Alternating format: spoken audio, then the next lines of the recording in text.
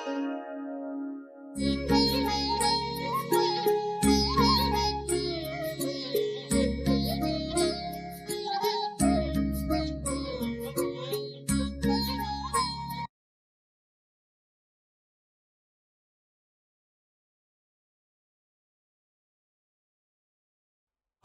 வணக்கம்.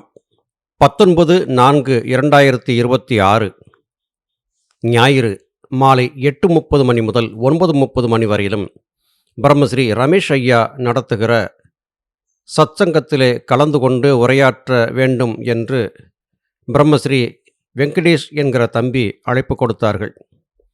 அவர்கள் அழைப்பை ஏற்று நாம் அவர்களோடு ஒரு சிறிய கலந்துரையாடலையும் உரையையும் செய்தோம். இதை நம்முடைய வலையொலியிலே பதிவேற்றம் செய்ய வேண்டும் என்று சில சகோதர சகோதரிகள் விருப்பம் தெரிவித்தார்கள். அவர்கள் விருப்பத்தை ஏற்று அங்கே நாம் பேசிய அந்த பேச்சினுடைய சிறு தொகுப்பை இன்று இப்போது உங்களுடன் பகிர்ந்து கொள்ளுகிறேன். இப்போ நம்ம சித்த வித்தைகளில் இருக்கக்கூடிய விளக்கங்கள் எல்லாருக்குமே தெரியும். எல்லாம் தெரிஞ்சவங்கன்னு இந்த உலகத்தில் யாரும் இல்லை, எதுவுமே தெரியாதவங்கன்னு இந்த உலகத்தில் யாருமே இல்லை. சில வேளைகளில் என்ன ஆகும் அப்படின்னா, நாம தெரிஞ்சுக்கிட்ட விஷயங்கள் மூலமா கொஞ்சம் அகங்காரம் நமக்கு தலையில ஏறிடும். இந்த அகங்காரம் அப்படிங்கிறது சித்த வித்தை பயிற்சிக்கு பெரிய முட்டுக்கட்டையா போயிடும். எவர் ஒருவர் பணிவா இருக்கிறாரோ அவர் மற்றவங்களால போற்றப்படுவார் அப்படிங்கிறது தான் நம்ம முன்னவர்கள் நமக்கு சொல்லி கொடுத்த கருத்து. எடுத்தெடுப்புலயே ஐயா இப்படி பேசுறாரே அப்படின்னு உங்களுக்கு தோணலாம். இதற்கு சரியான காரணங்கள் இருக்கு. சில சகோதர சகோதரிகள் நம்மளை தொடர்பு கொண்டு பேசும்போது சித்த வித்தை பயிற்சி நிலையங்கள்ல மோதல் போக்கு அதிகமாக இருக்கிறதாக கருதுறாங்க. அது தவிர்க்கப்பட வேண்டியது. அது ஏன் இப்படி ஆகுது அப்படிங்கிறது நமக்கு தெரியல. சித்த வித்தை பயிற்சி செய்யக்கூடியவங்களுக்கு சந்தேகங்கள் ஏற்படுறது இயற்கை. அப்படி சந்தேகங்கள் ஏற்படும் போது அந்த சந்தேகத்திற்கான விளக்கத்தை யார்கிட்ட கேட்கறதுங்கிறது ஒரு பெரிய குழப்பம். நிறைய பேர் சந்தேகத்திற்கான பதில் சொல்லக்கூடிய வல்லமை உள்ளவங்களா இருந்தாலும் கூட அவங்க வாய் திறக்காம வாய் மூடி மௌனிகளாவே இருந்துடுறாங்க. வாய் திறந்து யாராவது ஒரு சிலர் அதற்கான விளக்கத்தை சொல்ல முற்பட்டாலும் கூட அவங்கள ஏகடியம் செய்து அவங்கள அப்புறப்படுத்தக்கூடிய காரியத்தை இன்றைய தலைமுறையில் நிறைய பேர் பண்றாங்க. இதை மன வருத்தத்தோட வயதுல மூத்த பல சித்த வித்தியார்த்திகள் சொல்லி நான் கேட்டிருக்கேன். ஒரு சகோதரனா இருக்கக்கூடிய முறையில மற்றவங்களை ஆற்றுப்படுத்த வேண்டியது அவசியம், கடமை அப்படிங்கிறது என்னுடைய தாழ்மையான கருத்து. இதுல மற்றவங்களுக்கு முரண்பாடு இருக்கலாம். ஆனா சித்த வித்தை பயிற்சி செய்யக்கூடியவங்க தங்களுக்கு ஏற்படக்கூடிய குழப்பங்களுக்கான தீர்வுகளை மற்றவங்களை அணுகி கேட்கும் போது உண்மையிலேயே அவங்க சரியான விளக்கத்தை தெரிஞ்சிருந்தாங்கன்னா சொல்லலாம். ஆனா பல சமயங்கள்ல என்ன ஆகுதுன்னா, ஏதோ நம்ம மதிச்சு கேட்டுட்டாங்க, எதையாவது சொல்லணுமே அப்படிங்கிறதுக்காக தோன்றாத பல விஷயங்களை கூட சொல்லி அவங்கள குழப்பி விட்டுறாங்க. இங்க நான் முக்கியமா உங்களுக்கு சொல்ல வரக்கூடியது என்னன்னா, சித்த வித்தை பயிற்சி செய்யறவங்க எவ்வளவு நேரம் பயிற்சி செய்யணும் அப்படிங்கிறதுல ஒரு குழப்பம் வச்சிருக்காங்க. அதை தவிர்த்துறது நல்லது. உங்களால எப்ப பயிற்சி செய்ய முடியுமோ அப்ப அமர்ந்திருந்து பயிற்சி செய்யுங்க. மீதியான நேரங்கள் எல்லாம் உங்க மனதை அவ்வப்போது சுடுமுனையை நோக்கி கொண்டு போயிட்டு வந்தா போதுமானது. இப்ப கோடை காலம், தகிக்கக்கூடிய வெயில் காலத்துல அதிகமான நேரம் பிராணாயாம பயிற்சிகள் செய்ய வேண்டாம். பிராணாயாம பயிற்சிகளை குறைச்சிட்டு நிஷ்டையை அதிகப்படுத்துங்க. இப்ப நீங்க முத்திரை வச்சு உட்காரும் போது பெரும்பாலும் எல்லாருமே நாம என்ன செய்வோம்னா சின்முத்திரை, கட்டை விரல் ஆள்காட்டி விரலை தொட்டு உட்காரக்கூடிய சின்முத்திரை வைப்போம். இந்த வெயில் காலத்துல வர்ண முத்திரை வைங்க. அதாவது சுண்டு விரலையும் கட்டு விரலையும் இணைச்சு உட்காருங்க. அது வர்ண முத்திரை. உடல்ல நீர் சத்து குறைபாடு ஏற்படாம அது உங்களுக்கு ஒரு பாதுகாப்பை கொடுக்கும். பெரும்பாலும் சித்த வித்தை பயிற்சி செய்யறவங்க எவ்வளவு நேரம் கழிச்சு குளிக்கணும்னு என்கிட்ட நிறைய கேட்பாங்க. பயிற்சி செய்து குறைஞ்சபட்சம் 1 மணி நேரத்திற்கு பிறகுதான் குளிக்கணும். முடியும்னா குளிச்சுட்டு பயிற்சியில உட்கார்றது நல்லதும் கூட. இது உங்க உடம்புல அதிகப்படியான வெப்பம் ஏற்படுறத தவிர்க்கும். அடுத்து, சித்த வித்தியார்த்திகள் எந்த காரணத்தை கொண்டும் சித்த வித்தை பெறாதவர்கள் வீடுகள்ல போய் உணவு அருந்துறதாக இருந்தா அசைவம் பயன்படுத்தக்கூடியவங்க வீடுகள்ல உணவு அருந்தாதீங்க. அதனால உடல் ரீதியா நிறைய தொல்லைகள் ஏற்படும். அது அன்றியும் உங்க உடல்ல இருக்கக்கூடிய ஆரா அப்படின்னு சொல்லக்கூடிய பிரபஞ்ச பேராற்றலுடைய ஒளிவட்டம், அந்த ஒளிவட்டம் குன்றி போகும். அதனால நிறைய இடையூறுகளை சந்திக்க வேண்டியது இருக்கும். பேருந்து பயணங்கள்ல கூட அக்கம் பக்கத்துல வரக்கூடிய மனுஷங்களால உடல் ரீதியா நிறைய துன்பங்கள் வர்றத அடியேன் அனுபவிச்சிருக்கிறேன். என்னுடைய அனுபவங்கள சொன்னா உங்களுக்கு அது பயன்படும்ங்கிறதுக்காக. சில இடங்கள்ல நம்ம பேசுறதுக்காக கூப்பிட்டப்ப கூட இந்த விளக்கங்கள நான் சொல்லியிருக்கிறேன். ஆகையினால சித்தவித்தை பெற்ற சகோதர, சகோதரிகள் கூடுமான வரைக்கும் மற்றவங்கள அணுக்கமா நெருங்கி இருக்கிறத தவிர்த்துருங்க. மற்றவங்கள தொட்டு பேசுறத தவிர்த்துருங்க. வீடுகள்ல அசைவ உணவுகள் பயன்படுத்துறாங்கன்னாக்க, நாகரிகமா மறுத்துருங்க. அது உங்களுக்கு நல்லதும் கூட. உறவுக்காரங்களாச்சே, நாம அவங்க வீட்ல சாப்பிடலைன்னா, நம்மள அவங்க தப்பா நெனச்சுருவாங்களே! அப்படின்னு நெனச்சு நீங்க போனீங்கன்னா, நாம எடுத்த அரிதிலும் அரிதான இந்த மானுட பிறவிய நாமே கெடுத்துக்கிறதாக ஆயிரும். இதனால நெறைய நெருக்கடிகள் வரும். உறவுக்காரங்க வீடுகள்ல பகை கூட வரும். இத சிலர் சந்திச்சிருக்கிறோம், அனுபவிச்சிருக்கிறோம். கூடுமான வரையிலும் அசைவ உணவுகள் பயன்படுத்தக்கூடியவங்க வீடுகள்ல உணவு உண்ணாம இருக்கிறது ரொம்ப ரொம்ப நல்லது. அடுத்து வெளியிடங்களுக்கு போகும்போது முடிஞ்ச வரையிலும் உங்க வீட்ல சமைச்ச உணவ கொண்டு போய் சாப்பிடுங்க. அப்படி ஒரு வேளை உங்களுக்கு வெளியில சாப்பிட வேண்டியது இருந்துனாக்க, சுத்தமான சைவ உணவகங்கள்ல சாப்பிடுங்க. அல்லது எளிமையான பழங்கள் எதையாவது வாங்கி சாப்பிடுங்க. திட்டமிடுதலோட பயணப்படுங்க. எந்த இடத்துக்கு போறோம், எவ்வளவு நேரத்துல அங்க போய் சேருவோம், அங்க நமக்கான உணவு அமைப்பு எப்படி இருக்குங்கிறத தெரிஞ்சு, அதன்படி நீங்க பயணப்படுறது உங்களுக்கு நல்ல விளைவுகள கொடுக்கும். அடுத்து சித்தவித்தை பயிற்சியின் போது பெரும்பாலும் காற்ற மேல ஏற்றி இறக்கக்கூடிய காரியங்களுக்கு மாத்திரம் தான் எல்லாரும் முக்கியத்துவம் குடுக்குறோம். இதுல நெறைய பேர் அடிவயித்துல இருந்து காற்ற ஏத்தணும், இல்ல தொண்டையில இருந்து ஏத்தணும், இல்ல அதெல்லாம் ஒண்ணும் இல்ல. ஒரு மூக்கு அடைச்சு, ஒரு மூக்க திறந்து பயிற்சி பண்ண சொன்னாங்க. அத நான் செய்து பார்த்தேன். எனக்கு நல்ல மாதிரியா தெரியுது. நான் அதையே தொடர்ந்து பண்ணலாமா? அப்படின்லாம் கேட்கறாங்க. சுவாமி எந்த இடத்துலயும் அது மாதிரி சொல்லல. ஒரு நாசிய அடைச்சு, ஒரு நாசிய திறந்து செய்யக்கூடிய பயிற்சிய சித்த வித்தியார்த்திகள் சில பேர் செய்யறாங்க. கேட்டா அது நாடி சுத்தி பிராணாயாமம் பண்ணிட்டு, அதுக்கப்புறமா இந்த பயிற்சிய பண்ணினா எனக்கு நல்லா இருக்குயா. அதுக்காக நான் செய்றேன் அப்படின்னு சொல்றாங்க. அது மாதிரி 2 வகையான பயிற்சிகள முயற்சி செய்ய வேண்டாம். சுவாமியே தெளிவா சொல்லியிருக்கிறாங்க. என்ன சொன்னாங்க அப்படின்னா, இந்த உலகத்துல இருக்கக்கூடிய அனைத்து வகையான பிராணாயாம பயிற்சிகள்லயும், சித்த வித்தைன்னு சொல்லக்கூடிய இந்த பயிற்சி மாத்திரம் தான் தீங்கில்லாத பிராணாயாமம் அப்படின்னு சொல்லியிருக்கிறாங்க. பிராணனை ஆயாமம் செய்யறது. பிராணன் அப்படிங்கிறது தலைக்குள்ள இருக்கக்கூடிய ஜீவன். சலித்து ஜீவசக்தியாகிய வாயுவாக புருவ மத்தியம் வரையிலும் இறங்கி வருது. அதற்கு பிறகு புருவ மத்தியத்திலிருந்து தான் மனம், புத்தி, சித்தம், அகங்காரம் அப்படின்னு சொல்லக்கூடிய 4ம் பிரியுது. இந்த ஜீவசக்தியாகிய வாயு புருவ மத்தியத்துக்கு வந்தான பிறகு அங்கிருந்து 2 தனித்தனி கலைகளாக பிரியுது. 36,36,000 பிரியுது. அது சந்திரகலை, சூரியகலைங்கிற பெயர் பெறுது. அதன் பிறகு அது முதுகுத்தண்டு வழியாக உடல் முழுவதும் பரவுது. 72,000 நாடிகள்ல அது பரவுறதாக சொல்லுது. இந்த 72,000 நாடிகள நம்முடைய சித்தர்கள் கண்டுபிடிச்சாங்க. சீன தேசத்து குத்தூசி மருத்துவத்துல இந்த அலை ஓட்டத்த கண்டுபிடிச்சாங்க. அத ஒரு மருத்துவமாகவே தொகுத்து குடுத்தாங்க. அந்த குத்தூசி மருத்துவத்துல அவங்க 14 சக்தி ஓட்டப்பாதைகள், பிரபஞ்ச சக்தி உடலுக்குள்ள ஓடக்கூடிய ஓட்டப்பாதைகள கண்டுபிடிச்சாங்க.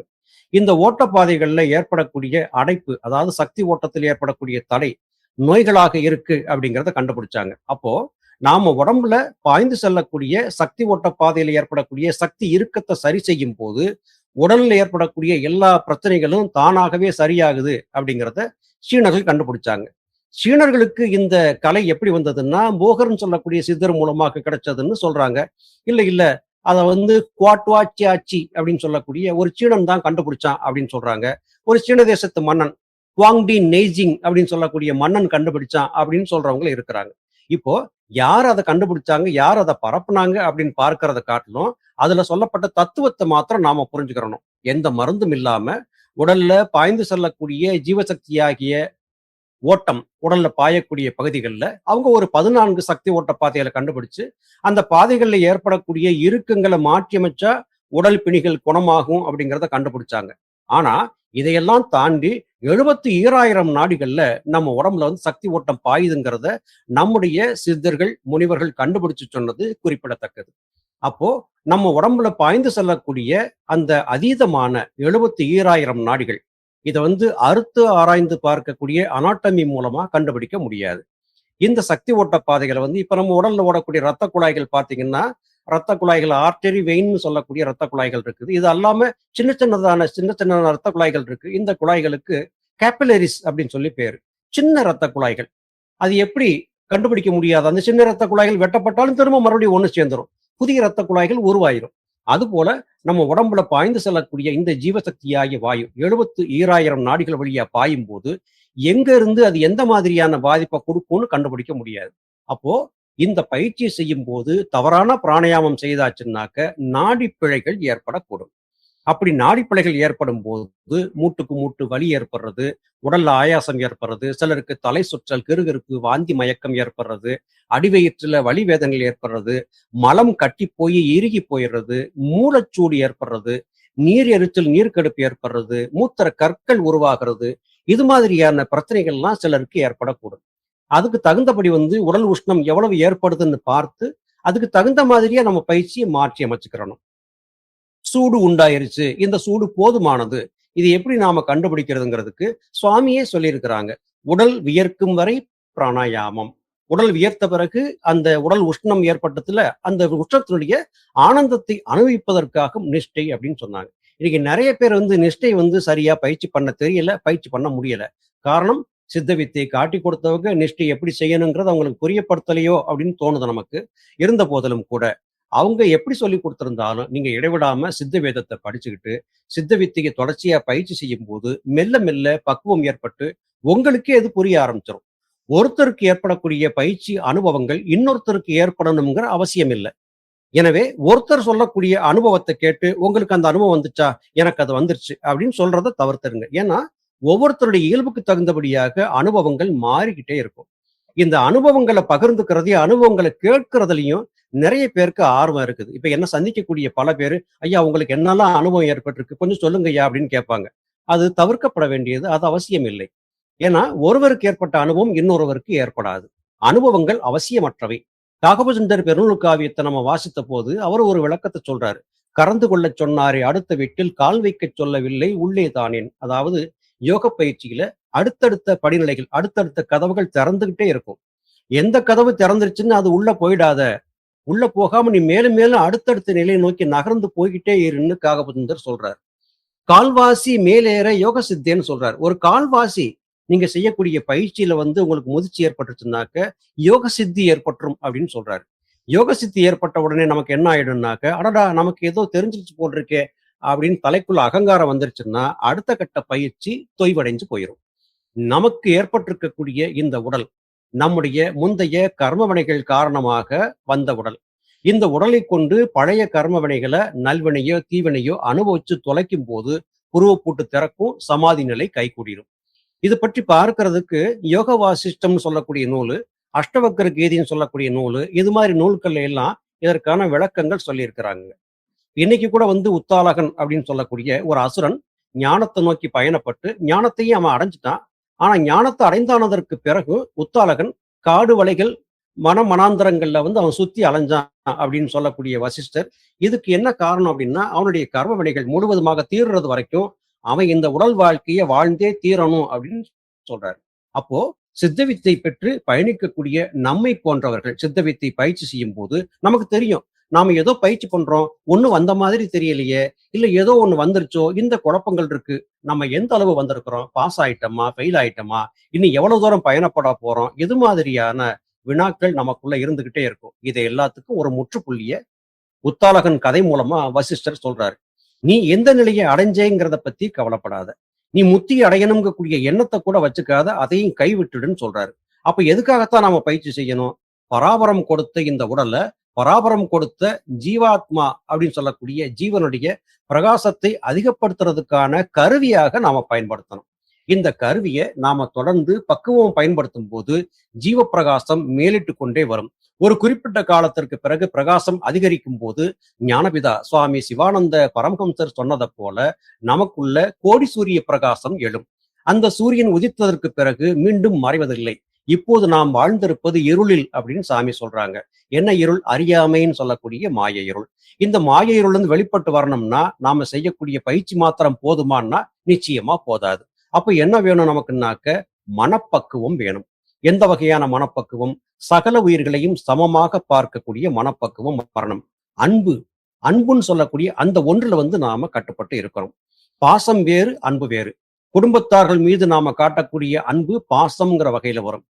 எல்லா ஜீவராசிகள் மேலேயும் நாம நிபந்தனையற்ற அன்பை செலுத்த முடியும். வெறுப்பு வெறுப்பற்ற தூய அன்பை செலுத்தணும். இந்த வெறுப்பு வெறுப்புன்னு சொல்லக்கூடிய இந்த ரெண்டையும் தான் நோய்னு சுவாமி சிவானந்த பரமஹம்சர் சொல்றாங்க. ராகத்வேஷங்கள். வெறுப்பு வெறுப்புகளுக்கு அப்பாற்பட்டு பயிற்சி செய்யணும். காரணமில்லாம ஒருத்தரை விரும்புறதோ, காரணமில்லாம ஒருத்தரை வெறுக்கிறதோ கூட மனித இயல்பு. இதற்கு காரணம் கர்ம வினைகள் தான். ஆகையினால நாம செய்யக்கூடிய பயிற்சியில மனதோடு பேசணும். தினசரியும் பேசணும். எப்படி பேசணும்னாக்க, நான் இன்றைக்கு செய்த பயிற்சி பராபரத்தின் ஆசியால் நல்லபடியாக நிறைவடைந்தது. பராபரமே, என்னை எனக்குள் இருந்து முழுமையாக உன்னுடைய கட்டுப்பாட்டில் வைத்துக்கொள். என்னை ஆற்றுப்படுத்து, நெறிப்படுத்து. இந்த மாதிரியான பிரார்த்தனைகளை தொடர்ந்து செய்துட்டே இருக்கணும். இடைவிடாம சொல்லக்கூடிய பிரார்த்தனைகள் மூலமா அது பிரபஞ்சத்தின் மூலமாக பராபரத்திற்கு சென்று சேரும். பராபரம்ங்கிறது வேற எங்கேயோ இல்ல, நம்ம தலைக்குள்ள இருக்கக்கூடிய ஜீவன் தான் பராபரம். நமக்குள்ள இருக்கக்கூடிய சித்தம் அப்படின்னு சொல்லக்கூடிய மனத்தின் கூறு, அந்த மனத்தின் கூறு தான் நமக்கு முழுமையான பிரபஞ்ச பேராற்றலை தரக்கூடியதாக இருக்குது. அப்போ மனதனுடைய 2 கூறுகள், அதாவது புத்தி மற்றும் அகங்காரம், வெளியில பார்க்கக்கூடிய, கேட்கக்கூடிய, நுகரக்கூடிய, சுவைக்கக்கூடிய, தொட்டறியக்கூடிய புலன்கள் வழியாக நம்மை ஏமாற்றி உலகத்தோடு பிணைத்துக் கொண்டே இருக்கு. ஆனா சித்தம்னு சொல்லக்கூடிய அறிவு இது எதுவும் செய்யாதே, உள்ளே வா அப்படின்னு திரும்ப திரும்ப மனதுக்கு சொல்லிட்டே இருக்குது. திரும்ப திரும்ப நமக்கு ஏற்படக்கூடிய பாதிப்பு எதனால வருதுன்னா, புலன்கள் சார்ந்த ஆசைகள் காரணமாகத்தான் ஏற்படுது. அப்போ புலன்கள் சார்ந்த ஆசைகள் அறவே கூடாதான்னா வேணும். அந்த ஆசை இல்லைன்னா இந்த உலகம் இயங்காது. ஆனா சித்தவித்தின்னு சொல்லக்கூடிய இந்த பயிற்சி செய்யக்கூடிய நாம என்ன செய்யணும்னா, மனதோட பேசி புலன்கள் சார்ந்த ஆசைகளை கொஞ்சம் கொஞ்சமா குறைக்க முயற்சி செய்யணும். உடனடியே அதை முடிக்க முடியாது. நான் மனதை வென்றுட்டேன், மனதை சாகடிச்சிட்டேன்னு சிலர் சொல்லுவாங்க. மனம்ங்கிற ஒண்ணு வெளியில வரலைன்னா நம்ம வாய் திறந்து பேசவே முடியாது. அகங்காரம்ங்கிற ஒண்ணு வெளிப்பட்டு நான் யார் அப்படின்னு தெரியும் போது மாத்திரம்தான் வாய் வார்த்தைகள் வெளியில வரும். அந்த வகையில பார்க்கும்போது நாம செய்யக்கூடிய பயிற்சியில நாம கொஞ்சம் கொஞ்சமா மனதை பக்குவப்படுத்தி மனதை லயப்படுத்த முயற்சி செய்யணும். மனசை சாகடிக்க முயற்சி செய்யறதில்ல. ஏன்னா அடங்கிய மனம் சத்குருவாக மாறும். மனதை நம்ம சாகடிக்க முடியாது. மனதை கொல்லணும், மனதை அழிக்கணும், மனதை சாகடிக்கணும் அப்படின்லாம் சில பேர் சொல்லுவாங்க. அது அவசியமற்றது. நாம என்ன செய்யணும்? மனதை லயப்படுத்தணும். இதையே நிறைய சித்தர்கள் சொல்லும் போது நெஞ்சோடு கிளத்தல், மனதோடு பேசுதல் அப்படின்லாம் சொல்லுவாங்க. மனதோட பேசணும். எல்லா சித்தர்களும் பேசியிருக்கிறாங்க.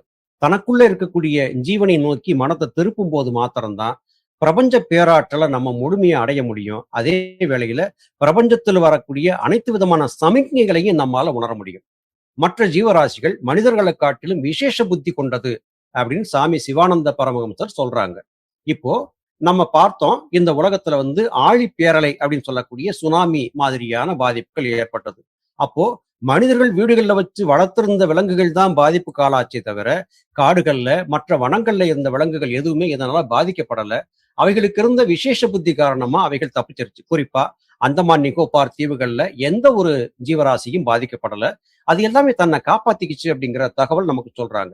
சாமி சொல்றாங்க, விசேஷ புத்தி என்பது எல்லா ஜீவராசிகளுக்கும் உண்டு. மனிதன் விசேஷ புத்தியை மறந்து இருக்கிறான் அப்படின்னு அப்பா சொல்றாங்க. அப்போ நாம இயற்கையோடு இணைந்து பயணப்படும் போது மாத்திரம்தான் இந்த விசேஷ புத்தி நமக்கு ஏற்படும். இந்த விசேஷ புத்தி யாராவது கொடுத்து வரக்கூடியதா? நம்ம தலைக்குள்ள யாராவது அதை இறக்கி கொடுப்பாங்களான்னா இல்ல. நாம இடைவிடாம பராபரத்தை நோக்கி சிந்தித்து நாம செய்யக்கூடிய பிரார்த்தனைகள் மூலமாகவும், சுவாமி சிவானந்தர் மாதிரியான ஞானிகளிடத்துல நாம வைத்திருக்கக்கூடிய தூய விசுவாசம், நிபந்தனையற்ற அன்பு, சரணாகதி, இதன் மூலமாகத்தான் நமக்கு இது கிடைக்கும். இப்ப நாம நினைக்கலாம், நாம யோக பயிற்சி செய்யறோமே, அது போதாதா? நாம செய்யக்கூடிய பயிற்சியில அண்ணாக்கு பாதை வழியா நாம இடைவிடாம காற்று ஏற்றி இறக்குறோமே, அப்போ புருவ பூட்டு திறந்துடாதா அப்படின்னு கேட்கறது உண்டு. சிலர் புருவ பூட்டு திறந்தது, நான் அமிர்தத்தை அருந்திட்டேன் அப்படின்னு சொல்றதையும் கூட நம்மால பார்க்க முடியுது. அவங்களுடைய அனுபவம் சார்ந்தது. ஆனால் நாம இதுவரையிலும் சித்தர்களுடைய நூல்களை வாசித்த வகையிலும், சுவாமி சிவானந்தர் சொன்னதை புரிஞ்சுக்கிட்ட வகையிலும், அனுபவத்தின் மூலமா பார்த்த வகையிலும் எல்லோருக்கும் எல்லா நேரத்திலும் ஒரே மாதிரியான அனுபவங்கள் கிடைக்கிறது இல்லை.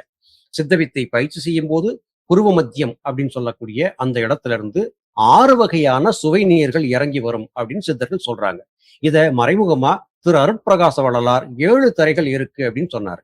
இந்த 7 தரைகளை நாம பார்க்கக்கூடிய இந்த பூமியினுடைய சக்தியோட இணைச்சு பார்த்தா நமக்கு ஒரு தெளிவு கிடைக்கும். இப்போ கடல்ல ஒரு மிகப்பெரிய நீர்ப்பரப்பு இருக்கு. கடல் நீர் ஆவியாகுது. ஆவியாகி மேகமாக போகுது.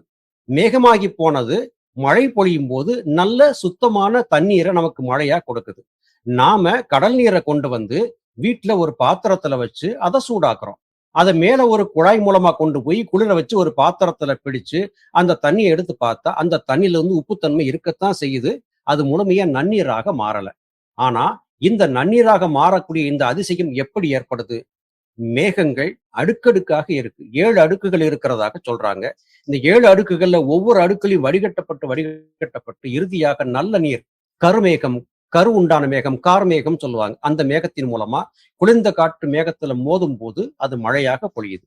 அப்போ கடல்ல இருக்கக்கூடிய உப்பு நீர வடிகட்டக்கூடிய ஆற்றல் பிரபஞ்சத்திற்கு இருக்கு. நாம சாதாரணமா வச்சிருக்கக்கூடிய ஒரு பாத்திரத்துல சுட வைக்கக்கூடிய கடல் நீரு தூய நீராக மாறல. இது மாதிரி நாம உண்ணக்கூடிய உணவு, பருகக்கூடிய நீர் இது எல்லாத்தின் மூலமாக நம்ம உடலுக்குள்ள ஒரு வெப்ப ஆற்றல் உருவாகுது. அந்த வெப்ப ஆற்றல் இரைப்பையிலிருந்து உணவு குழாய் வழியா தலைக்குள்ள போய் மேகமாக மாறி தங்குது. அப்படி மேகமானதுல வந்துட்டு 6 வகையான சுவை தத்துவங்கள் சேருது. இந்த 6 வகையான சுவை தத்துவங்கள் தான் நம்ம உடல்ல இருக்கக்கூடிய சப்த தாதுக்கள் அப்படின்னு சொல்லக்கூடிய தாதுக்களை இயக்குது அப்படிங்கிறது சித்தர்கள் சொல்றாங்க. இப்போ நாம எந்த உணவை சாப்பிட்டாலும் அந்த உணவு வெப்ப ஆற்றலாகத்தான் மாற்றப்படுது. இதை விஞ்ஞானமும் ஒப்புக்கிடுது. அந்த வெப்ப ஆற்றல் என்ன சொல்றாங்க? கலோரி அப்படிங்கிற அளகீட்டின் மூலமா அதை விளக்குறாங்க. இந்த கலோரி அப்படிங்கிறது என்னன்னா 1 லிட்டர் எளிமையான சாதாரண தண்ணீரை 1 டிகிரி செல்சியஸ் வரைக்கும் வெப்பப்படுத்தக்கூடிய வெப்ப சக்திக்கு 1 கலோரி அப்படின்னு பேரு. இப்ப நாம உண்ணக்கூடிய உணவுகள் வந்து ஒரு குறிப்பிட்ட 300 கலோரி, 400 கலோரி இது மாதிரி வந்து உணவுல சொல்றாங்க. அப்ப என்ன நடக்குதுன்னா, நம்ம சாப்பிட்ட சாப்பாடு அப்படியே வந்து தசைகளுக்குள்ள ஊடுருவி நாம சாப்பிட்ட கடுகு, புளி, நெல்லிக்காய், ஊறுகாய் இது எல்லாம் உள்ள போய் கலக்குதானே இல்ல.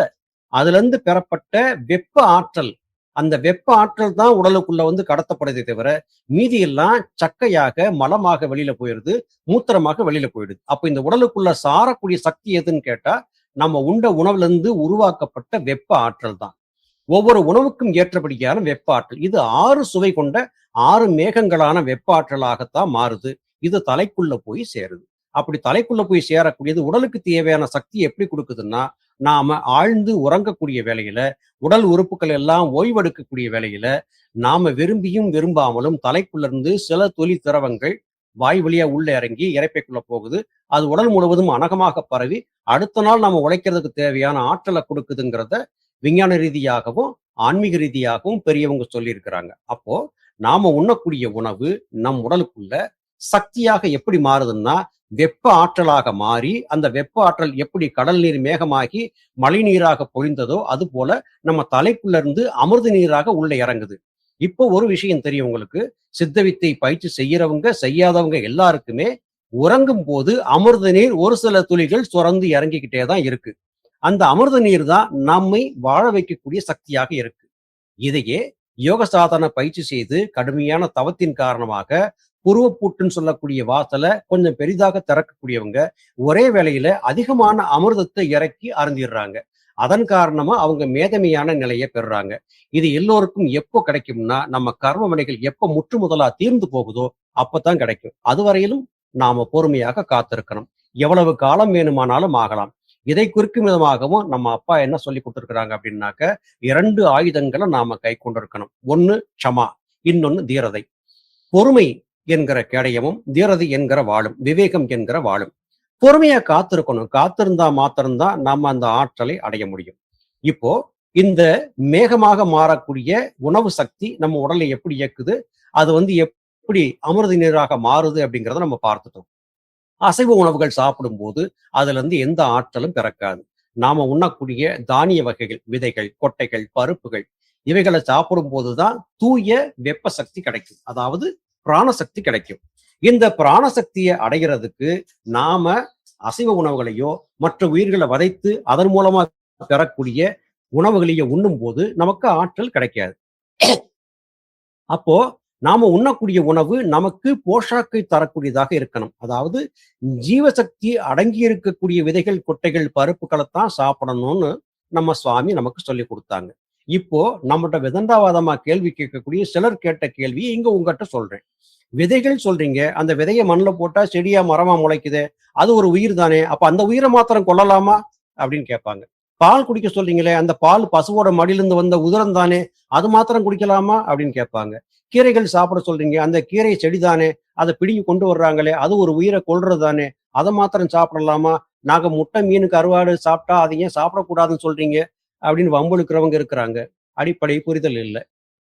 ஒரு தாவரத்தினுடைய விதை மண்ணில் போடப்பட்டு தண்ணீரும் பூமியிலிருந்து வந்த வெப்ப சக்தியும் இணைந்த போதுதான் அதனுடைய தலைப்பாகம் பிளந்து அதற்குள்ளேந்து 2 இதழ்கள் வந்து அதன் பிறகு வேறு பிடிச்சு அதுக்கப்புறம் செடியா மாறுது. அந்த தண்ணீரும் மண்ணும் சேராத வரையிலும் அந்த விதை வந்து விதையாக மாத்திரமே இருக்குமே தவிர அது செடியாக மாறாது. அதற்குள்ள ஆற்றல், அதாவது உயிராற்றல் வராது. அது உள்ள இணைஞ்சு அது கருப்பிடிக்கிறது. மனிதர்களுக்கு எப்படி கருப்பிடிக்குது அது போல ஒரு விதை மண்ணுல பட்டபோதுதான் கருப்பிடிச்சு அது விதையாக, அது செடியாக மாறுது. அப்போ இந்த தத்துவம், அதாவது செடியாக ஒரு உயிர் உள்ள வர்றதுக்கு தேவையான ஆற்றல் அடங்கி இருக்கக்கூடிய வித்துக்களை சாப்பிட்டா மாத்திரம்தான் நம்ம உடலுக்குள்ள உண்மையான பிராணசக்தியை பெற முடியும். இதற்காகத்தான் விதைகள், கொட்டைகள், பருப்புகளை சாப்பிட சொன்னாங்க. ஒரு விதையை எடுத்து செடியில போடுறோம். செடியில இருந்து காயவோ, கனியவோ எடுத்து நம்ம சாப்பிடுறோம். அந்த கனியவோ, காயவோ சாப்பிடுறதுனால அந்த செடி செத்து போறது இல்ல. ஆனா, ஒரு உயிரை கொன்னு அதனுடைய ஊனை எடுத்து சாப்பிடும்போது அந்த ஊன் காரணமா அந்த உயிர் போயிடுது. அதனுடைய வலி வேதனைகள் நம்ம உடலுக்குள்ள கடத்தப்படுது. இது பல வகையில வந்து கர்ம வினைகளா நமக்குள்ள மாறுது. இந்த அடிப்படை புரிதல் இல்லாம, இப்ப இத நான் சொல்றதுக்கு என்ன காரணம்னா, நெறைய பேர் கேட்கறாங்க. ஐயா எங்கள்ட்ட இது மாரிலாம் கேட்கறாங்கய்யா. இந்த மாரி வந்து விதைய சாப்பிட்டா அது மட்டும் வந்து உயிர் இல்லையா? அப்படின்லாம் கேட்கறாங்கய்யா. நாங்க என்னய்யா பதில் சொல்றது? அப்படின்னு கேட்பாங்க. அவங்களுக்கு சொன்ன அந்த பதில உங்க கூட பகிர்ந்துக்கிறதுக்காக இந்த தகவல இங்க நான் உங்களுக்கு சொல்றேன். அப்போ நம்ம உடலுக்குள்ள இருக்கக்கூடிய ஜீவன், சாமி சொல்றாங்க, அன்னராஜாவாகும் நம்மை போஷிப்பதுங்கிறாங்க. அன்னராஜா அப்படின்னே சொல்றாங்க. நம்ம உடலுக்கு தேவையான ஆற்றலை தரக்கூடியது உணவு தான். உணவுல வந்து ரொம்ப சுவாமி கவனமா இருக்க சொல்லுவாங்க. அவங்க சொன்ன கருத்துக்கள் வந்து இதுதான். எங்க போனாலும் சுவாமிக்கு ரொம்ப பிடிச்சது பாயாசம் செய்யறதுதான். சாமி பாயாசம் செஞ்சு பரிமாறுறதையும், மற்றவங்களுக்கு சாப்பாடு போட்டு அவங்கள சாப்பிட வச்சு அழகு பார்க்கிறதுலயும் சாமி வந்து ரொம்ப ஆர்வமா இருந்திருக்கிறாங்க. ஏன்னா, இந்த உடல்ல இருந்து தெம்பான ஒரு உடலா உருவாக்கினா மாத்திரம்தான், இந்த உடலை கருவியாக கொண்டு நம்மால ஆத்ம வெற்றியை அடைய முடியும். இந்த காரணங்களுக்காகத்தான் சுவாமி வந்து ஆகாரத்துல ரொம்ப கவனமா இருக்க சொன்னாங்க. இப்போ நம்ம சொல்ல வந்த கருத்துக்கள் என்ன அப்படின்னா, நாம உண்ணக்கூடிய உணவுல வந்து ரொம்ப ரொம்ப கவனமா இருக்கணும். எந்த உணவு நம்ம உடலுக்கு ஆற்றலை கொடுக்கும் அப்படிங்கிறத பார்க்கணும். இதுல சில உணவுகள் நமக்கு ஏற்கும், சில உணவுகள் ஏற்காது. இது ஒவ்வொருவர் உடலுக்கு தகுந்தபடியாக மாறும். ஒருவருக்கு உடல்ல தோற்பு சக்தி தேவையாக இருக்கும். இன்னொருத்தருக்கு இனிப்பு சக்தி தேவையாக இருக்கும். இன்னொருத்தருக்கு உவர்ப்பு சக்தி தேவையாக இருக்கும். இன்னொருத்தருக்கு கசப்பு தேவையாக இருக்கும். எல்லாரும் எல்லா உணவையும் சாப்பிட முடியாது. அப்போ நாம சாப்பிடக்கூடிய உணவுல எந்த உணவு உடலுக்கு தேவை, எந்த உணவு உடல் எடுத்துக்கிறதுன்னு தெரிஞ்சு, அந்த உணவை நம்ம சாப்பிட்டோம்னா, அது நமக்கு முழுமையான ஆற்றலை கொடுக்கும். அதை விடுத்து இன்னைக்கு இருக்கக்கூடிய மேதாவிகள், விஞ்ஞானிகள் அல்லது வந்து உணவு கட்டுப்பாட்டை பற்றி சொல்ல தரக்கூடிய உணவு சமிக்கைகள் சொல்லக்கூடிய அதிகாரிகள், இவங்க சொல்றதுக்கு சத்துணவு திட்டம்னு ஒண்ணு வச்சுட்டு, இது சத்தான இது சாப்பிடு, அது சத்தான இது அப்படி சாப்பிடக்கூடாது. அப்படி சாப்பிட்டா நம்ம உடம்பு கெட்டு போயிடும். நம்ம உடம்புக்கு தெரியும் எது வேணும் எது வேண்டான்னு. ஒரு வீட்டுல இருக்கக்கூடிய 4 பேர் 5 பேர் இருக்காங்கன்னா, ஒருத்தருக்கு தேவையான உணவு இன்னொருத்தருக்கு தேவையாக இருக்காது. அப்போ அவங்களுக்கு தேவையான உணவை மாத்திரம் தான் சாப்பிடணும். அது போல இந்த உலக வாழ்க்கையில யோக வாழ்க்கை வாழக்கூடிய நிலைக்கு வந்துட்ட நாம சாப்பிடக்கூடிய உணவுல எது தேவை எது தேவையில்லைங்கிறதுல ஒரு நல்ல புரிதலோட இருக்கணும். இது ரொம்ப ரொம்ப முக்கியம். ஆகையினால உணவுல வந்து கட்டுப்பாடு வச்சு அது வேணும் இது வேண்டாம்னு தவிர்க்காதீங்க. எல்லா உணவுகளையும் சாப்பிடுங்க. எந்த உணவு உங்களுக்கு ஒத்துக்கிடுச்சோ அதை எடுத்துக்கங்க. எது தேவையில்லையோ அதை தவிர்த்துருங்க. ஏன்னா இந்த குழப்பம் நிறைய பேருக்கு இருக்கு. ஐயா நாங்க எந்த உணவு தாங்க சாப்பிடணும், எது சாப்பிடணும் எங்களுக்கு ஒரு பட்டியல் போட்டு சொல்லுங்கன்னா சில பேர் கேட்பாங்க. அப்படிலாம் வேண்டாம். நீங்க சாப்பிடக்கூடிய உணவு, கிடைக்கக்கூடிய உணவு வந்து சாப்பிடுங்க. உங்க உடம்புக்கு எது ஒத்துக்கலன்னு உங்களுக்கு தோணுதோ அதை தவிர்த்துருங்க. அது நீங்க மாத்திரம் தான் கண்டுபிடிக்க முடியும். உங்க நாக்கு தான் உங்களுக்கு தேவையான மருத்தை கொடுக்கக்கூடிய ஒரு மருத்துவர். உங்க உடல் தான் வந்து அதுக்கு தேவையான கருவி. ஆகையினால ஒருத்தர்கிட்ட கேட்டு அவர் சொன்னாருன்னு அந்த உணவு சாப்பிட்டேன், இவர் சொன்னா இந்த உணவு சாப்பிட்டேன்னு தயவு செஞ்சு யாரும் சாப்பிடாதீங்க. உங்க உடலுக்கு எந்த உணவு தேவைங்கிறத உங்க உடம்பு தான் தீர்மானிக்கும். இத நானோ வேற யாரோ தீர்மானிக்க முடியாது. ஆக நாம சாப்பிடக்கூடிய உணவு சரியான உணவா இருக்கணும். நம்ம உடலுக்கு தேவையான உணவா இருக்கணும். அந்த உணவை முறைப்படி சாப்பிடும்போது அந்த உணவு மேகமாக மாறி தலைக்குள்ள போய் அமிர்தமாக இறங்கி நம்ம உடல்ல இருக்கக்கூடிய சப்த தாதுக்களையும் வளர்க்குது அப்படிங்கிற அடிப்படையை புரிஞ்சுக்கிட்டீங்கன்னாக்க இனிமே உங்க உணவுல வந்து குழப்பம் இருக்காது. உணவு வந்து எது சாப்பிடணும் எது சாப்பிட வேண்டாம் அப்படிங்கிற தடுமாற்றங்கள் நிச்சயமா இருக்காது. இந்த அடிப்படையை புரிஞ்சுக்கிட்டாச்சுன்னாக்க இதை மற்றவங்களும் சொல்லிக் கொடுங்க. அவங்க அதன்படியே கடைபிடிக்கட்டும். அதை விடுத்து அந்த உணவை தான் சாப்பிடணும் இதைத்தான் சாப்பிடக்கூடாதுங்கிற மாதிரி ஒரு குழப்பங்கள் வச்சுக்கிட வேண்டாம். இப்போ நாம முக்கியமா சொல்ல வந்தது என்னன்னு கேட்டாச்சுன்னாக்க சித்த வித்தியாதிகள் இருக்கக்கூடிய ஒரு குறிப்பிட்ட தடுமாற்றம். நான் எதை சாப்பிடணும் சாப்பிடக்கூடாது. சிலர் கேட்பாங்க, ஐயா பால் சாப்பிடக்கூடாதுன்னு சொல்றாங்க, நல்லெண்ணெய் சாப்பிடக்கூடாது, கடுகு சாப்பிடக்கூடாது, புளி சாப்பிடக்கூடாதுன்னு சொல்லியிருக்காங்களே அப்படின்லாம் கேட்பாங்க. இது வந்து அந்தந்த காலகட்டத்துல அவங்கவங்களுக்கு தேவைப்பட்ட போது பயன்படுத்திக்கிறணும். இப்ப சித்தாசிரமத்திலயோ, இல்ல ஆயுர்வேத மருத்துவங்கள்லயோ கூட நீங்க பார்த்தீங்கன்னா, உள்ளுக்கு இருக்கக்கூடிய எண்ணெய் வகைகள், மேலுக்கு பூசக்கூடிய எண்ணெய் வகைகள் இருக்கு. இதுல நல்லெண்ணெய், தேங்காய் எண்ணெய், விளக்கெண்ணெய் எல்லாம் கலந்து மருந்துகள் தயாரிக்கிறாங்க. நல்லெண்ணெய் வேண்டான்னு சொல்லும்போது, இந்த நல்லெண்ணெய் கொண்டு தயாரிக்கக்கூடிய மருந்த நம்ம பயன்படுத்தலாமா? இந்த கேள்வி வரும். அது அப்படி இல்ல. நம்ம உடலுக்கு எது தேவையோ, தேவைப்பட்டப்ப இத எடுத்துக்கலாம். உங்களுக்கு தேவையில்லைன்னா விட்டுறலாம். நல்ல எண்ணெய்ங்கிறது நல்லதுதான். அதுல ஒண்ணும் பெரிய கெடுதல் கிடையாது. அதேபோல வடநாட்டு பகுதியில போனீங்கன்னா, கடுகு எண்ணெயத்தான் சமையலுக்கு பயன்படுத்துறாங்க. இப்ப கடுகு வேண்டாம் நம்ம ஒதுக்க வேண்டிய அவசியம் இல்ல. குறிப்பா கடுகுல வந்து சில நன்மைகள் இருக்கு. அது என்னன்னு கேட்டா, மூட்டு வலிகள் இருக்கும் சிலருக்கு. விரல் மூட்டுக்கல்ல வலி, முழங்கால் மூட்டுக்கல்ல வலி, கணுக்கால் மூட்டுல வலி, இது மாரி சிலருக்கு மூட்டு வலி இருக்கும். அப்படி மூட்டு வலி உள்ளவங்க கடுக அரைச்சு விழுதாக அரைச்சு, அந்த மூட்ட சுத்தி பட்டு போட்டுக்கிட்டாங்கன்னா, அந்த மூட்டு வலி வேகமா குறையும். அப்போ எல்லா பொருள்லயுமே நல்லதும் இருக்கு, கெட்டதும் இருக்கு. ஆகையினால இது எதையும் தவிர்க்க வேண்டிய அவசியம் இல்ல. உணவுல உங்க உடலுக்கு ஏத்துக்கிடக்கூடிய உணவ உட்கொள்ளுங்க. உங்க உடலுக்கு தேவையில்லைங்கிற உணர்வ நீங்க தவிர்த்தரலாம். சித்த வித்தை பயிற்சி செய்யும்போது, நான் சொன்ன மாதிரி வந்துட்டு, உடல் வியர்க்கும் வரையிலும் பிராணாயாமம் பண்ணுங்க.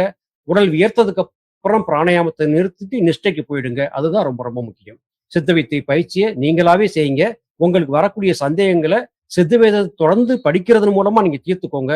கூடுமான வரைக்கும் புரிதல் இல்லாத, பக்குவம் இல்லாதவங்கள போயிட்டு எந்த ஆலோசனையும் கேட்காதீங்க.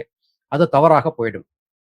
முக்கியமா சொல்ல வேண்டியது சொல்லியிருக்கேன். ஒரே ஒரு வேண்டுகோள் மாத்திரம் உங்களுக்கு நான் கடைசியா சொல்ல வேண்டியது இருக்கு. ஒரு ஸ் ஒரு ஒரு 1 மாசத்துக்கு முன்னால வடகரைக்கு போயிருந்தேன். வடகரை ஆசிரமத்துல சுவாமி சிவானந்தருடைய சமாதியில வந்து கண்ணாடி கதவுக்கு உட்பக்கமா சமாதிக்குள்ள போறதுக்கு வந்து அங்க ஒரு ஒரு கருத்து சொல்லியிருக்கிறாங்க. அதாவது பெண்கள் வந்து ரவிக்கை அணிந்து சமாதிக்குள்ள வரக்கூடாது அப்படின்னு எழுதி போட்டிருக்காங்க. அன்றைக்கு நான் போயிருந்தப்ப தமிழகத்துல வந்து நெறைய பேருக்கு சித்த வித்தை உபதேசம் கொடுத்து தன்னை பாண்டித்யம் உள்ளவரா காட்டிக்கிறக்கூடிய ஒருத்தர் வந்திருந்தாரு. அவர் கூட ஒரு 100 பேருக்கு பக்கத்துல வந்திருந்தாங்க. பெண்கள் சுடிதார்ன்னு சொல்லக்கூடிய ஆடை அணிஞ்சு பேண்ட் ஷர்ட் போட்டபடியாகவே சமாதி உள்ள போய் நெறைய பேர் உட்கார்ந்திருந்தாங்க காலை வேளையில. இது தவிர்க்கப்பட வேண்டியது. யாரும் தான் பார்க்கலையே, நாம போனா நம்மள என்ன பண்ணிற போறாங்கங்கிற மாரி தவறு செய்யறாங்க. சுவாமி அது அல்லாது எல்லா சித்தர்களுமே நாம நேர்மையாளர்களா இருக்கிறோமாங்கிறத ஒவ்வொரு வினாடியும் கண்காணிச்சுட்டே இருக்கிறாங்க. நாம செய்யறத வந்து யாருக்கும் தெரியாது. நம்ம உள்ள போனா என்ன பண்ணிட போறாங்க அப்படின்னு தப்பா நினைக்க கூடாது. சுவாமி கைவிட்டுருவாங்க. நமக்கு நெருக்கடிகள் வரக்கூடிய காலங்கள்ல சுவாமி கைவிட்டுருவாங்க. இத தயவு செஞ்சு புரிஞ்சுக்கோங்க. உங்களுக்கு பக்கத்துல அப்படி யாரும் தவறான ஒரு புரிதலோட இருந்தாங்கன்னா, அவங்களையும் கொஞ்சம் மாற்றி அமைச்சிருங்க. அது ரொம்ப ரொம்ப முக்கியம். ஏன்னா, சித்தர்கள பொறுத்தவரையிலும் ஒழுக்கமா, நேர்மையா இருக்கிறவங்கள உள்ளங்கையில வச்சு தாங்குவாங்க. கொஞ்சம் அவங்களுக்கு விருப்பம் இல்லாதவங்க போயிட்டாங்கன்னா, அவங்கள கைவிட்டுடுவாங்க. இது சுவாமி சிவானந்த பரமஹம்சர் மாத்திரம் இல்ல, அனைத்து சித்தர்களுமே சொன்னது. ஆகையினால தயவு செஞ்சு யாராவது வடகரைக்கு போனீங்கன்னா, அந்த கொள்கையோட இருந்து பெண்களாக இருந்தாக்க ரவிக்கைய கழட்டிட்டு தான் வந்து மேல ஒரு துண்ட போர்த்திட்டு சாமி சமாதிக்குள்ள போய் உட்காரணும். அப்படி இல்லைன்னா வெளியில உட்கார்ந்து பயிற்சி பண்ணுங்க. இதுல இன்னும் ஒரே ஒரு கருத்து மட்டும் நான் உங்களுக்கு சொல்லணும். என்னன்னு கேட்டா, சுவாமி சிவானந்தர் சமாதியில இருக்கக்கூடிய வடகரை சித்தாசிரமத்துல சாமி சமாதியில அவர் சமாதிக்கு மேல வச்சிருக்கிற வெள்ளை கலர் கல்லு பதிச்சிருக்கக்கூடிய இடத்துக்கு பக்கத்துல போய் உட்கார்ந்தா நம்ம கூட இருப்பாருன்னு நினைக்கிறது தவறு. அப்படி கிடையாது. நீங்க சரியா இருந்தா உங்க ஒவ்வொருத்தர் கூடவும் சாமி இருப்பாரு. இது சாமியே சொன்னது, செய்தும் காட்டியிருக்கார். என்கிட்ட சித்தவித்தை உபதேசம் பெற்ற தங்கச்செல்வம் அப்படிங்கிற தம்பிக்கு ஏற்பட்ட அனுபவத்தை இங்க சொல்றது பொருத்தமாக இருக்கும்னு நினைக்கிறேன். அந்த தம்பிக்கு நான் சித்தவித்தை உபதேசம் கொடுக்கும்போது, சித்தவித்தை பயிற்சி செய்யக்கூடிய எல்லாரு கூடயும் சாமி சிவானந்தர் இருப்பாரு. ஒரு வினாடி கூட கைவிட மாட்டாரு. நீங்க பயிற்சி செய்யும்போது உங்க பக்கத்திலேயே சாமி இருப்பாரு. உங்களுக்கு உதவியா இருப்பாருன்னு நான் சொல்லி அனுப்பிச்சேன். இது உண்மையா அப்படிங்கிற சந்தேகம் அந்த தம்பிக்கு இருந்துட்டே இருந்தது. உறவுக்காரங்கள்லாம் வந்திருந்தாங்க. அன்றைக்கு வேலைக்கு வந்து மாலை வேளையில அவரால பயிற்சி செய்ய முடியல. இரவு ஒரு 11:30 மணி சுமாருக்கு வந்து உறவினர்கள் உறங்க போறாங்க. அவங்க உறங்க போனதுக்கு அப்புறமா கொஞ்ச நேரம் நம்ம பயிற்சி பண்ணிடணும்னு அறையில போய் கதவை சாத்திட்டு உட்கார்ந்து பயிற்சி பண்றாரு. அதுவரைக்கும் விழிச்சிருந்து உறங்க போன உறவினர்கள் வந்துட்டு, இவன் என்ன உள்ள போய் பண்றான்னு பாக்குறதுக்கா எந்திரிச்சு போய் கதவை வந்து ஒரு மாதிரியா திறந்து பாக்குறாங்க. அங்க அந்த தம்பி தங்கச்செல்வம் பயிற்சி பண்றாரு. அவர் கூடவே இன்னொருத்தர் உட்கார்ந்து பயிற்சி பண்ணிட்டு இருக்கிறாரு. யாரோ கூட வந்திருக்காங்க. எப்படி உள்ள வந்தார் நம்ம பார்க்கலையே நினைச்சிட்டு வந்து படுத்துட்டாங்க. காலையில அவர்ட்ட கேட்கறாங்க. உங்க கூட ஒருத்தர் உட்கார்ந்து இருந்தாரு நேத்து ராத்திரி. அவர் எங்க எப்ப வந்தாரு? எப்ப போனாருன்னு கேட்கறாங்க. யாருமே வரலையேன்னு இவர் தகவல் சொல்றாரு. இல்ல, இல்ல நாங்க எல்லாரும் பார்த்தோம். உங்க கூட ஒருத்தர் உட்கார்ந்து இருந்தாரு. இந்த தம்பிக்கு பெரிய குழப்பமாயிடுச்சு. உடனே சந்தேகப்பட்டு சாமி சிவானந்தர் படத்தை எடுத்து காமிச்சு, இவரா பாருங்க அப்படின்னு கேட்கிறாரு. ஆமா, இவர் தான் உன் கூட உட்கார்ந்து இருந்தாரு அப்படின்னு அவங்க சொல்லியிருக்காங்க. இத அந்த தம்பியினுடைய குரலாலேயே சொல்லி, ஐயா இதை நீங்க உங்க வலையொலியில சொல்லுங்க. இது மற்றவங்களுக்கும் போய் சேரட்டும் அப்படின்னு சொன்னாரு.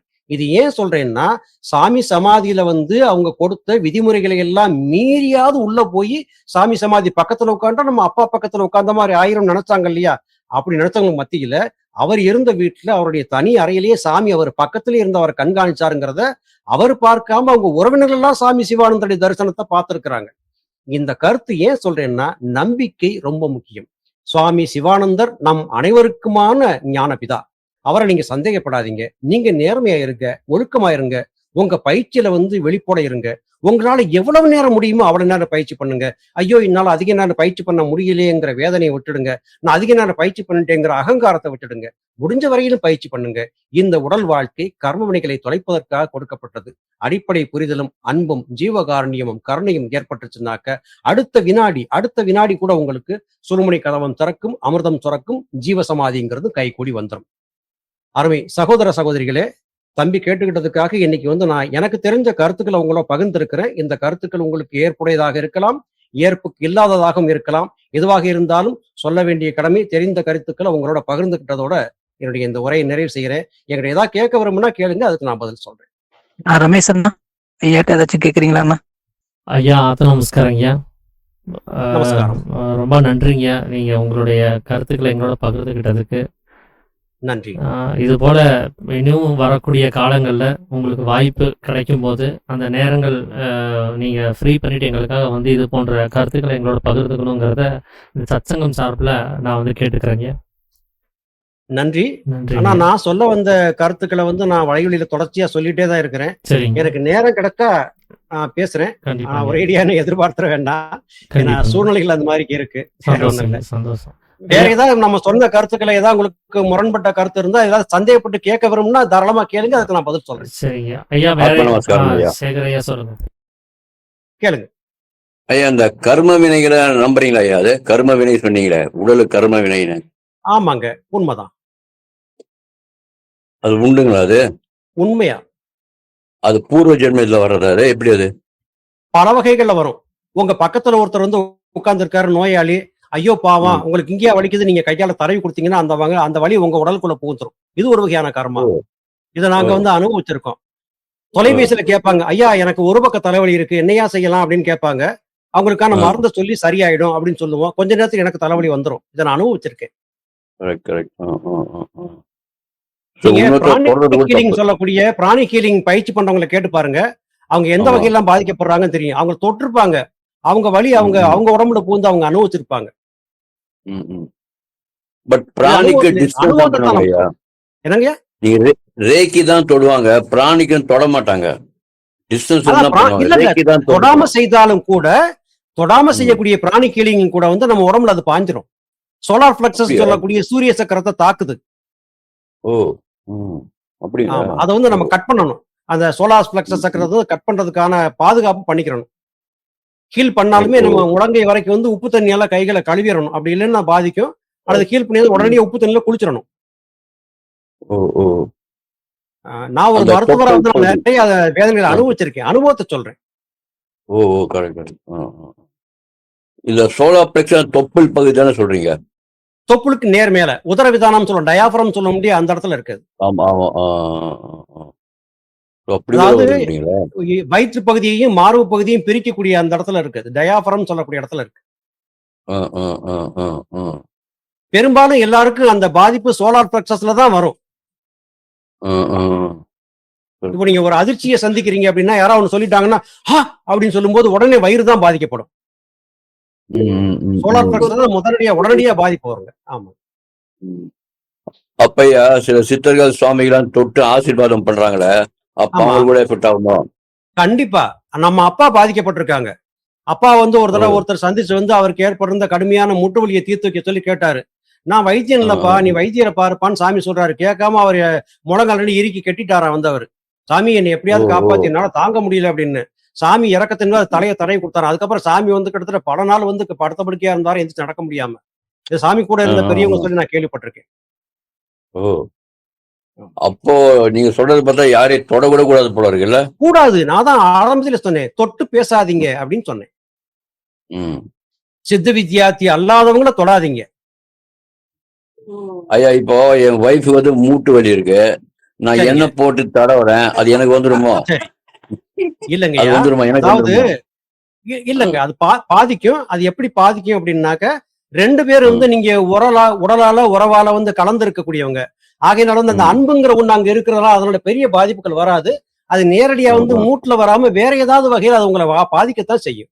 அப்ப நீங்க என்ன ஐயோ! செய்யணும்னா ஹீல் பண்ணி முடிச்சுட்டு நீங்க கைகளை வந்து உப்பு தண்ணியில கழுவிடணும். ஓ! ஓ! ஓ! ஓ! அப்படிங்களா? சரி. நல்ல வேற தகவல் எங்கேயாவது ஐயா. பாதிக்கும். எந்த எந்த இடத்துல உங்க உடல்ல வந்து பலகீனம் இருக்கு அந்த இடத்துல பாதிப்பு வரும். Right, right, right, right. சிலர் வந்து நன்றி. மற்றவங்களுக்கு சிகிச்சை பண்ணாங்கன்னா வாந்தி எடுத்துருவாங்க. ஆ, ஆ. ஆமா. Okay, okay. நன்றி. டாக்டர் வந்து ஆத்ம நன்றி. நமஸ்காரம். ஆத்ம நமஸ்காரம். ஐயா ஆத்ம நமஸ்காரம் ஐயா. நமஸ்காரம் சொல்லுங்க. ஐயா இப்போ ப்ரொஃபஷன் வந்து நர்சிங் இருக்கோம், டாக்டர்ஸ் எல்லாம் இருக்கோம் நாங்க. ஆமாங்க. இப்போ நாங்க நிறைய பேஷண்ட்ஸ் நாங்க டச் பண்ண வேண்டியது இருக்கு. அந்த ஆமா. மாதிரி சிச்சுவேஷன் இருக்கும்போது அவங்க சித்த வித்யார்த்தி இல்ல, பட் ஆனா ப்ரொஃபஷன் வைஸ் நாங்க பண்ணிதான் ஆகணும். அந்த கண்டிப்பா. மாதிரி ஒரு இதுக்கு நீங்க என்ன கைட் பண்றீங்க, ஹெல்ப் பண்றீங்க எங்களுக்கு நீங்க கொஞ்சம் வீட்டுக்கு வந்தவொடனே உப்பு தண்ணியில குளிச்சிருங்க. நீங்க சாதாரண குளிக்கக்கூடிய தண்ணியில ஒரு கை கல்லுப்பு போட்டு குளிச்சிருங்க. Okay okay. அப்படி குளிச்சிட்டீங்க அப்படின்னாக்க அந்த பாதிப்புக்கும் உங்களுக்கு இருக்காது. இப்ப நான் ஓகே இருக்கக்கூடிய ஊர்ல வந்து ஒரு மருத்துவர் இருக்காரு. அந்த தம்பி வந்து நோயாளிகளா வந்து சிகிச்சை கொடுத்ததுக்கு அப்புறம் ரொம்ப தொந்தரவுகளை சந்திச்சாரு. இந்த உப்பு தண்ணியில குளிச்சதுக்கு அப்புறம் வந்து அவர் வந்து பெரிய பாதிப்புக்கு ஆளாகல. ஓகே. டெய்லி நம்ம உப்பு தண்ணியில போட்டு குளிச்சிடணும். ஆமா, உப்பு தண்ணியில குளிச்சிடுறது நல்லதுங்க.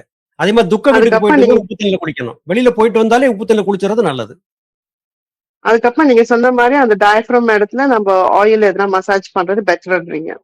இல்ல அப்படி நீங்க செய்ய வேண்டாம். நீங்க எளிமையான பிராணிக் ஹீலிங் மெத்தட்ல வந்துட்டு நீங்க உங்க வலது உள்ளங்கையை வந்து டயாபிரத்துல வச்சிருங்க. இடது உள்ளங்கையை வந்து ஆகாயத்தை நோக்கி வச்சிருங்க. 2 கால் பாதங்களும் ஒரு நாற்காலியில உட்கார்ந்து தரையில படுறது மாதிரி வச்சுக்கோங்க. ஆழ்ந்து சுவாசம் செய்யுங்க. உள் சுவாசத்தின் போது பிரபஞ்ச பேராற்றல் உடலுக்குள்ள வருதுன்னு கற்பனை பண்ணுங்க. வெளிச்சுவாசத்தின் போது உடல்ல வந்து தேங்கி இருந்த கெட்ட பிராண சக்தி வெளியேறுதுன்னு கற்பனை பண்ணுங்க. அது தானாவே சரியாயிரும். உங்க உள்ளங்கை வழியா ஒரு உஷ்ணம் கிளம்பி போய் உங்க டயாபிரத்துல இறங்கும். நீங்க ஹீல் ஆயிருவீங்க. ஓகே ஓகே ஐயா, ஓகே ஐயா. நன்றி ஐயா, நன்றி. நன்றி. ஐயா ஐயா ஆத்ம வணக்கங்க. ஆத்ம வணக்கம். சொல்லுங்க. ஆத்மா ஐயா, ஒரு சின்ன விளக்கம் தங்களிடமிருந்து. கேளுங்க. அதாவதுங்க இந்த உலகத்துல வந்து ம். ஒரு ஒரு பணக்காரன் செல்வம் தான். அவன் செல்வத்தை நோக்கி ஓடிட்டோம், செல்வம் சேர்ந்துகிட்டே இருக்கு. செல்வத்து மேல செல்வம் ஓடிக்கிட்டே இருக்கு, சேர்ந்துகிட்டே ம். இருக்கு. Right, okay. ம். இது ஒரு ம். பக்கம். ம். அடுத்த பக்கம் நம்ம தவயோகிகள் முற்றும் திறந்த முனிவர் எல்லாத்தையும் ம். வந்து தன்னையும் திறந்து எல்லாத்தையும் திறந்துட்டு இருக்காரு. ம். பட் அதே நேரத்துல அவருக்கு வந்து அவரை தேடி பல அவர் சாதிக்கக்கூடிய ஏதாவது ஒரு எல்லா வகையிலும் அவருக்கும் செல்வம் சேருது. ம். இந்த 2 பேருக்கும் இடையிலே இறைநிலை எந்த ம். நிலையில வந்து அது செயல்படுதுங்கிறத தங்களுக்கே உரிய பணியில் கொஞ்சம் விளக்குமாறு பணிவன்புடன் கேட்டுக்கொள்கிறேன். இல்லைங்க. இது ஆத்மா. எல்லாத்துக்குமே நான் ஐயா ஆர்ஜி சேகர் ஐயா கேட்டாங்கல்ல, அவங்கள சொன்ன அதே பதில் தான். கர்மவினைகள் காரணமா தான் இது எல்லாமே நடக்குது. இது எல்லாமே மொத்தமா மாயையா தான் இருக்குது.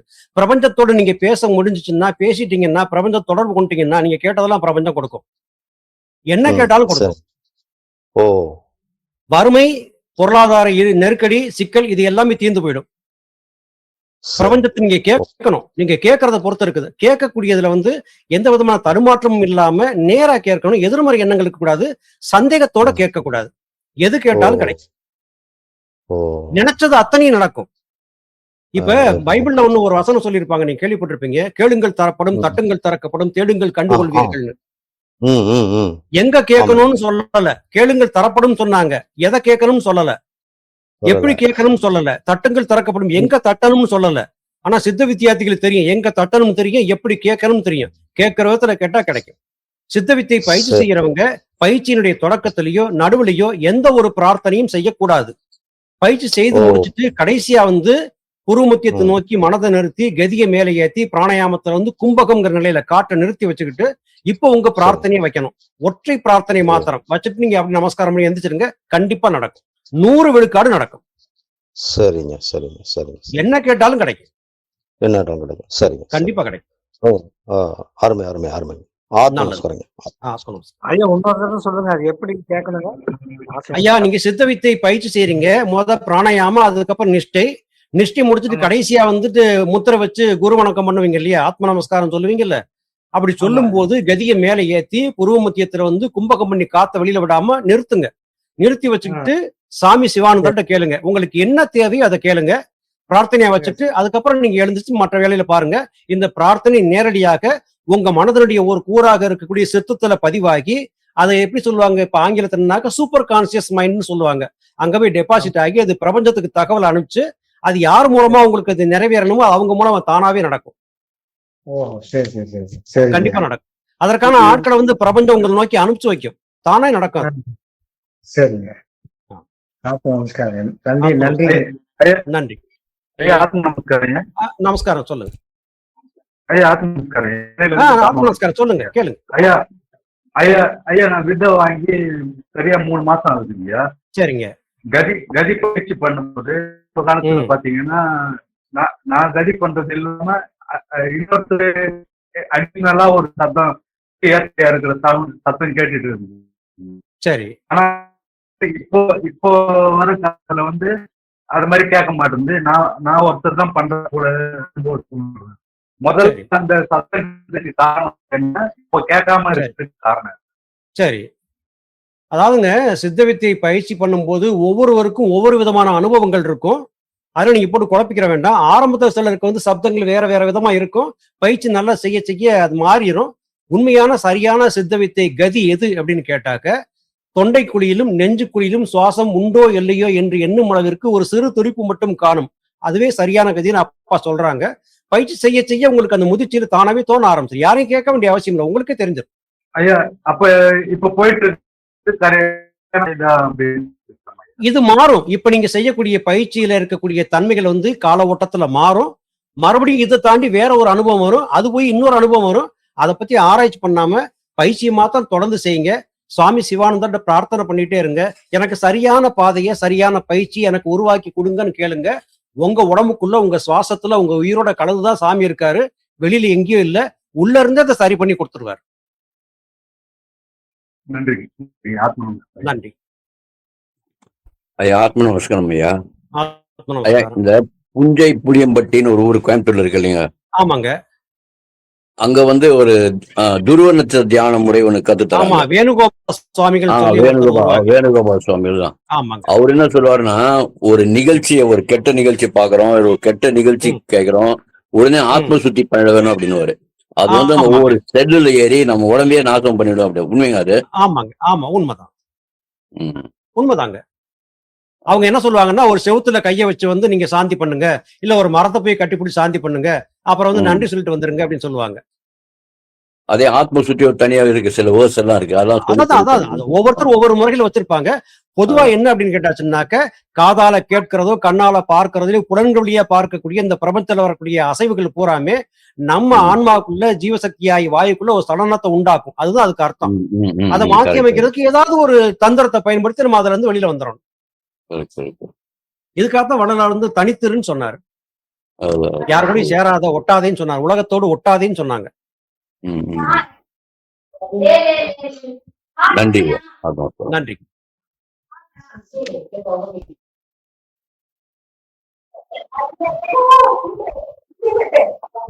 வேற என்னங்க? எவ்வளவுதானே ஐயா? கடைசியா ஒரே ஒரு கேள்விங்க. கேளுங்க. இப்போ இந்த யாருக்காவது அடிப்பட்டு எமர்ஜென்சியா இருக்கிறாங்கன்னு வச்சுக்கோங்க, சரி, பிளட் டொனேட் பண்ணலாங்களா? சித்த வித்தியார்த்திகள் மற்றவங்களுக்கோ இல்ல மற்றவங்க சித்த வித்தியார்த்திகளுக்கும்? இல்லைங்க இல்லைங்க, பண்ணக்கூடாதுங்க. ஓகே ஓகேங்க, பண்ணக்கூடாது. சரிங்க, ஓகேங்க. வேற யாராவது ஏதாவது கேள்விகள் கேட்குறீங்களா? ஐயா ஒரு கருத்து இருக்கு ஐயா. இப்போ பிளட் டொனேட் பண்ணா பிளட் நல்லா அபிவிருத்தி ஆகுன்றாங்க, அது உண்மை கிடையாதோ? இல்லைங்க, கிடையாது. அப்படியா? உங்க உடல்ல இருக்கக்கூடிய தூய ரத்தம் வந்து உங்க எலும்பு மஜ்ஜல போன் மேரோல இருந்து உற்பத்தி ஆகி வரணும். ஆமா ஆமா. எல்லார் உடல்லயும் வந்து அந்த ரீஜெனரேஷன்ங்கிறது உடனடியா நடக்கிறது இல்ல. அதனால பிற்காலத்துல வந்து பல பேருக்கு பாதிப்புகள் ஏற்படுறதையும் பார்த்திருக்கிறோம். அசைவ உணவுகளை சாப்பிட்டு அவங்க உடம்பு வந்து மூர்க்கமா வச்சிருக்கிறவங்களுக்கு அது மறுபடியும் வந்து அது ஒரு மாதிரி சரியாயிக்கிறமா இருக்கும். சாதாரணமா இயற்கையான உணவுகளை சாப்பிட்டு எளிமையா இருக்கிறவங்க இந்த ரத்தம் ஊறுறதுக்கு வந்து கொஞ்சம் கால அவகாசம் எடுக்கும். அதனால சிலருக்கு வந்து பலகீனம் ஏற்படுறதுக்கு வாய்ப்பு இருக்குங்க. அது அவசியம் இல்லைங்கிறது என்னுடைய கருத்து. நன்றி. நன்றி ஐயா. துரைகுரு ஐயா. ஐயா நமஸ்காரம். அதாவது உடல் சுத்திகரிப்புன்னு ஒரு இது இருக்கு இல்லைங்களா, அதாவது சுத்த தேகம் என்ற முறையில இருக்கு சொல்ல சுவாசம் தானாவே நல்லா நடக்கிறதுக்கு வாய்ப்பு இருக்குன்ற மாதிரி. அதாவது புதுசா இப்ப பயிற்சி பண்றாங்க இல்லைங்களா, ஃபர்ஸ்ட் அந்த கழிவுகள் எல்லாம் சுத்தப்பட்டுட்ட பிறகு சுவாச கதி ஈஸியா ஓரளவுக்கு அவங்களுக்கு அந்த புரிதல் வரும்ன்ற மாதிரி ஒரு நபர் பேசிட்டு இருந்தாரு ஒரு சச்சங்கத்துல. அத நானு அது சரி. உண்மைதான்ங்களா உங்களாண்ட கேக்குறேன். கழிவுகளை சுத்தப்படுத்த முடியும் நீங்க நம்புறீங்களா? அது ப்ராசஸ் முதல்ல நீங்க இதெல்லாம் சுத்தப்படுத்தி அதுக்கப்புறம் கழிவே வராதுன்னு நினைக்கிறீங்களா? நம்ம சுவாசிக்கக்கூடிய காற்று, உண்ணக்கூடிய உணவு, பருகக்கூடிய நீர், பார்க்கக்கூடிய, கேட்கக்கூடிய, புலன்களுடைய சந்திக்கக்கூடிய எல்லாமே திரும்ப திரும்ப கழிவுகளை உருவாக்கி வச்சுக்கிட்டே தான் இருக்கு. கழிவுகள் இல்லாம இருக்கணும்னா அந்தமான் நிக்கோபார் பகுதிகளில் வந்துட்டு மனுஷங்க அறவும் இல்லாத எங்கேயாவது இருந்தா தான் தப்பிக்கலாம். நம்ம உலக வாழ்க்கையில இருக்கிறது கழிவுகள் வந்துகிட்டே தான் இருக்கும். நீங்க சுத்தப்படுத்தினாலும் மறுபடியும் வரும். அது கூட தான் நம்ம பயணப்பட்டாகணும், வேற வழியே இல்லை. அப்படிங்களா? இந்த இந்த டவுட் தான் எனக்கு இருந்தது. அது கழிவுகளை எப்படி சுத்தமா இது பண்ண முடியும்ன்றது முடியாதுங்க, எனக்கும். சுத்தப்படுத்த முடியாதுங்க. அது வந்துகிட்டே தாங்க இருக்கும். இதே வள்ளலார்லாம் அது மாதிரி சுத்தப்படுத்தி சுத்த தேகமா மாத்தினதா அந்த ஒரு கான்செப்ட் இருக்கு இல்லைங்களா? வள்ளலார் வாழ்ந்த காலத்துல வந்து ஒரு யானை உள்ள போனா மறைஞ்சிடக்கூடிய அளவுக்கு உயரமா வந்து தானிய வகைகள் வளர்ந்தது. இப்ப தானிய வகை அப்படி இருக்குதா? மாட்டுக்கு புல்லு கூட இல்லைங்க. எல்லாம் ஃபெர்டிலைசர்ஸ், கடுமையான உரங்கள், பூச்சி மருந்துகள் போடுறாங்க. அது நாம வந்து எல்லாத்தையும் நாமே விளைய வச்சு சாப்பிட முடியுங்களா? இல்லைங்களா? அவர் வாழ்ந்த காலத்துல நல்ல உணவு இருந்துச்சு. அவர் என்ன சொன்னாரு? தர்மமிகு சென்னையில் கந்த கோட்டத்துள்ள தலமோங்கு கந்த வேலைன்னு பாடினாரு. தர்மமிகு சென்னைன்னு பாடினாரு சென்னைய. இன்னைக்கு சென்னை தர்மமிகு சென்னையா? இப்ப ஆரம்பத்துல வந்து ஜெகதீசன் ஐயா வந்து ராமதீர்த்தரை பத்தி சொல்லிட்டு இருந்தாங்க. அப்ப அவங்க சொல்லியிருந்தாரு, ராமதீர்த்தருடைய நூல்ல வந்து அவர் ஒண்ணு சொல்றாரு. சித்த வித்தை முதலாகிய பயிற்சி நாம செய்யறது மாதிரியா வந்து யோக வாழ்க்கை பயிற்சி சொல்லி கொடுக்கக்கூடியவங்க அவங்க வாழக்கூடிய காலத்துக்கு ஏற்றது மாதிரியாக அவங்களுடைய உபதேசங்களை மாத்தி அமைச்சுக்கிறணும், அப்டேட் ஆகணும்னு அவர் சொல்றாரு. வள்ளலார் வாழ்ந்த காலத்துல அது சரி. இன்னைக்கு வந்து அது மாதிரியான உலகம் இருக்கான்னா இல்ல. அப்ப இந்த காலத்து தகுந்த மாதிரியா வந்து நம்ம சில விஷயங்கள் நம்மளே ஆராய்ச்சி பண்ணி சரி பண்ணிக்கிறோம். எல்லாத்தையும் அவங்களே சொல்லி கொடுப்பாங்கன்னு எதிர்பார்க்க முடியாது. கண்டிப்பா கண்டிப்பா. ரொம்ப நன்றிங்க. நல்ல நன்றி நன்றி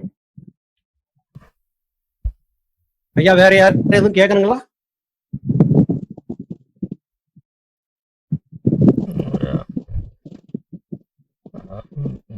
வேற யாரும் கேட்கறதுக்கு எதுவும் இல்லைன்னு நினைக்கிறேங்க.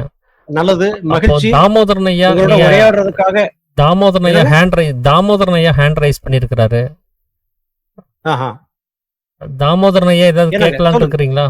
கேளுங்கய்யா, கேளுங்கய்யா. தாமோதரன் ஐயா கேளுங்க. ஓகேங்க, அவர் ஏற்கனவே கேட்டுட்டாரு. அந்த ஹேண்ட் ரைஸ் தான் இருக்கும்னு நினைக்கிறேன். சரிங்க, அப்போ நிறைய கேளுங்க. கேளுங்க. இப்போ எல்லா கர்ம வினையும் சொல்லும் போது நம்ம எல்லாம் அப்படியே அக்செப்டன்ஸ் தான் பண்ணிக்கணும் இல்லையா? வரதெல்லாம் அப்படியே அக்செப்ட் பண்றது நல்லது இல்ல? ஆமாங்க, வேற அனுபவிச்சு தாங்க தொலைக்க முடியும். இன்பத்தையும் துன்பத்தையும் அனுபவிச்சு தான் தொலைக்கணும். ஐயா, கடவுள் இருக்குன்னு சொல்றது ஒரு நம்பிக்கை தானே, கடவுள் இல்லன்னு சொல்றது ஒரு நம்பிக்கை தான். அப்போ எல்லாமே எக்ஸெப்ட் பண்ணிக்கணும், எக்ஸெப்ட் மட்டும் பண்ணிக்கணும்னா அப்ப கடவுளே தேவையில்லையே. எதுக்கு கடவுள்ங்கிறது நாம தானே, வெளியில எங்கேயும் இல்லைங்களா? எல்லை இல்லாத பராபரத்தினுடைய ஒரு சின்ன சிறு துளிதானே நாம எல்லாருமே. எல்லா ஜீவராசியும் அதே மாதிரி தான் இருக்கு. நம்ம அப்பாவே சொன்னாங்க, கடவுள் இல்லை என்று சொல்பவர்களுக்கு கடவுள் உண்டு என்று நிறுவ நான் வரவில்லை, கடவுள் உண்டு என்று நம்புகிறவர்களுக்கு இதுதான் கடவுள் என்பதை புரியப்படுத்தவே நான் வந்தேன் அப்பா சொன்னாங்க. எல்லா காலங்களையும் நாத்திகம் ஆத்திகம் இருந்துகிட்டே தான் இருக்கு. அதுக்கு நம்ம ஒண்ணும் செய்ய முடியாது. நன்றி நன்றி. கேளுங்க. செல்வ நம்பி கை வச்சிருக்காங்க. செல்வ நம்பி ஐயா.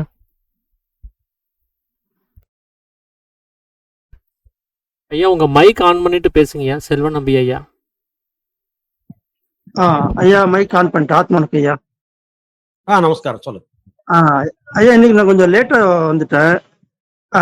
நாளைக்கு யூடியூப்ல இதை கண்டினியூ பார்க்க முடியுமா ஐயா?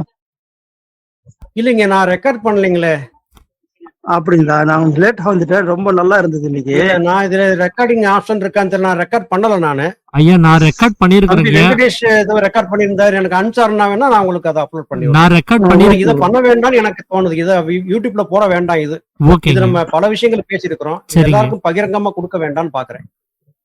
ஐயா வித்யார்த்தி நான் எங்களுக்கு தான் நான் கேட்கிறேன். நான் லேட்டா வந்ததுனால மட்டும் அனுப்பலாம் இல்லைங்களா? என்னங்கய்யா? வித்தியார்த்திகளுக்கு மட்டும் அனுப்பலாம் இல்லைங்களா? எல்லாருக்கும் சேர வேண்டாம். யூடியூப்ல எல்லாம் ஐயா வந்து என்னை வந்து யூடியூப்ல போட சொல்லி கேட்டாங்க. வேண்டாம்னு சொன்னேன். நான் ரெக்கார்ட் பண்ணல. என்கிட்ட வந்து ஒளி பதிவு இல்லைங்க என்கிட்ட. நீங்க ரெக்கார்ட் போட்டிருக்கீங்களா தம்பி வெங்கடேஷ் ரமேஷ்? ஐயா நான் போட்டிருக்கிறேங்க. சரிங்கய்யா, ஒளிப்பதிவு போட்டிருந்தீங்க அப்படின்னாக்க எனக்கு அதை அனுப்பிச்சு விடுங்க. சரிங்க. தேவைப்பட்ட பகுதிகளை மாத்திரம் வச்சுட்டு மிச்சத்தை வெட்டிட்டு கூட நம்ம போட்டுருவோம். சரிங்க, நான் இப்போ உங்களுக்கு அனுப்பிச்சு விட்டுறேங்கய்யா. உங்களுடைய சேனல்ல கூட போட்டுட்டு நீங்க அந்த லிங்க் அனுப்பிச்சு விட்டுருங்க எனக்கு. நல்லதுங்கய்யா. ஓகே ஓகேங்க. ஓகே, நல்லது. சரிங்க, அப்போ நிறைவு பண்ணிக்கலாம். அதாவது இந்த இன்னைக்கு உங்க கூட நான் பேசினதை எனக்கு தெரிஞ்ச கருத்துக்களை உங்க கூட பகிர்ந்துகிட்டேனே அல்லாது நான் சொன்ன கருத்துக்கள் உறுதியானது இறுதியானதுன்னு நான் எந்த காலத்திலையும் வாதம் செய்ய மாட்டேன். ஏதோ எனக்கு தெரிஞ்சதை உங்க கூட நான் பகிர்ந்துக்கிட்டேன், அவ்வளவுதான். அதனால எல்லாத்தையும் ஏற்கணுங்கிற அவசியம் இல்லை. மாறுபட்ட கருத்துக்கள் எல்லாருக்கும் இருக்கக்கூடும், அதை பத்தி நமக்கு ஒன்றும் பிரச்சனை இல்லை. தாராளமா நான் சொல்றது யாரையும் கேட்க வேண்டாம். சித்தவேதம் தொடர்ச்சியா படிங்க, சித்த வித்தியை தொடர்ச்சியா பயிற்சி பண்ணுங்க, சாமி சிவானந்தரை முழுமையா நம்புங்க. உங்க வினாக்களுக்கான உங்கள் தேவைகளுக்கான அத்தனையும் சுவாமி சிவானந்தரால 100 விழுக்காடு உங்களுக்கு கொடுக்கப்படும். இது சுவாமி சொன்ன வார்த்தை, சத்திய வார்த்தை. இதுல எந்த விதமான மாற்று கருத்தும் இல்லை. இன்றைக்கு எனக்கு இந்த வாய்ப்பை கொடுத்து உங்க கூட எல்லாம் கலந்துரையாடுறதுக்கு உதவி செஞ்ச தம்பி வெங்கடேஷ், உங்களுக்கு நன்றி. மற்ற சகோதர சகோதரர் அனைவருக்கும் நன்றி. ஆத்மா வணக்கம். நன்றிங்க. ஆத்மா நமஸ்காரங்க.